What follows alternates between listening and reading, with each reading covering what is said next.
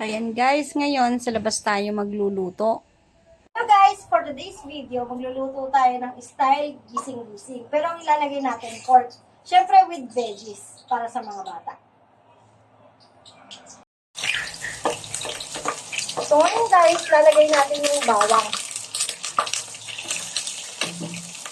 Medyo lalakas kasi agad yung apoy ko guys. So yan. Then, ang ilalagay natin dito is pork.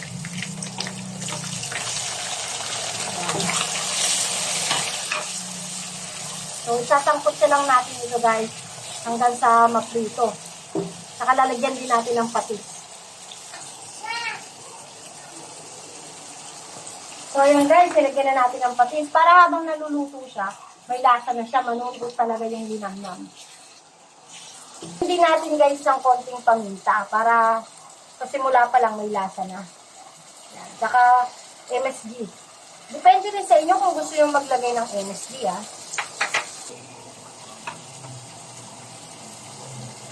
Guys, sinasangkot siya natin. Continuous lang tayo.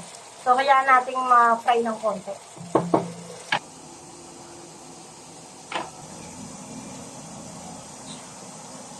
Sana guys, maging masarap. So, ingat lang tayo guys.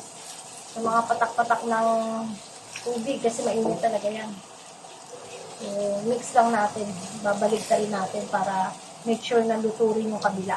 So, ayan, takpan na natin ulit. So, ayun guys, tingnan na natin kung anong lagay ng niluluto natin. So, ayan, medyo na-toasted na siya, oh. So, mix lang natin ng konti. So, dyan guys, maglalagay na tayo ng gulay. Oo nga pala guys, nilagay natin yung pinaka-stem ng broccoli. Kasi matagal itong maluto, diba? So, ayan. So, ito guys, maglalagay tayo ng oyster. Pampalasa. Saka pampakulay ito. So, mix lang natin. So, hintayin natin ulit ma-fry. So, ito nga pala guys, yung gamit natin, mamasitas. Baka naman, alam mo na. Yan guys, ilalagay na natin yung carrots. Yung carrots na nilagyan natin ng design. Para sa mga chikiting kong anak na makukulit. So, ayan guys. Mix lang ulit. Para mabalance natin yung luto. Tapos guys, ilagay na rin natin yung bell pepper. Yung palasa. Isa sa mga favorite ko yan, bell pepper.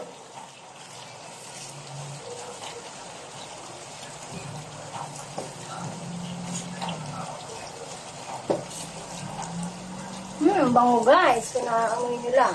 Sarap. Alam mo ba yung parang amoy ng sariwa tsaka masarap? So, yun talaga yung maaamoy mo.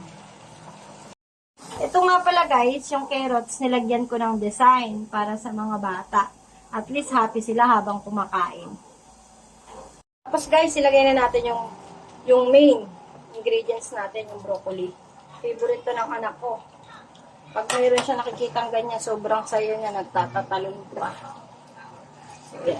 Madali lang naman maluto yung broccoli na yan. So, mas maganda nga pag half cook, mas malasa, saka malinang lang.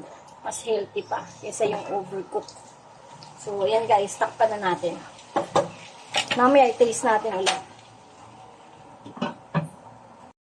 So, ayan na guys, tingnan natin ano nang lagay ng niluluto natin. Nailagay na natin ang broccoli.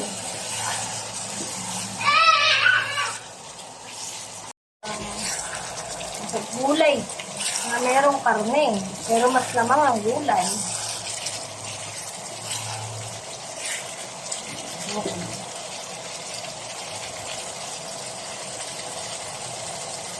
Takpan natin ulit guys. Maya iluto na yan. So ngayon guys, tingin ko luto na to. So dagdagan lang natin ng konting paminta. Kasi mas masarap maraming paminta dyan eh. At saka MSG. Kasi kanina konti lang nilagay ko. Ito pang final taste to guys ah. So mix lang natin ng konti. So, yan na guys. Luto na.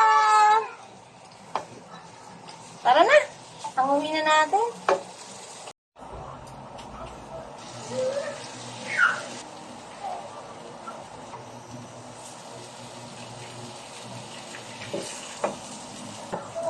Kasi pag naubos niya, pati laman ng kaldero namin.